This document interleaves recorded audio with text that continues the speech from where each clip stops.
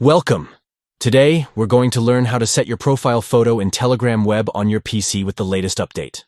Updating your profile picture is a great way to personalize your account and connect with your friends. Let's dive into the steps. First, open Telegram on your web browser. Make sure you're logged into your account so you can access your settings. Next, look for the 3 horizontal lines in the top left corner of the screen. This is the menu icon, and clicking on it will reveal more options for you. Once you click on the menu, select Settings.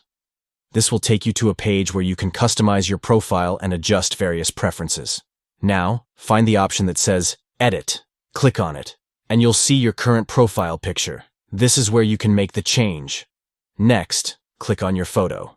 A dialog box will pop up, prompting you to choose a new image from your computer. After selecting your new photo, click Open to upload it. You'll see a preview of how it will look on your profile. Finally, confirm the change to set your new profile photo. And just like that, you've updated your picture on Telegram Web. Thanks for watching. Now you know how to easily set your profile photo in Telegram Web on your PC.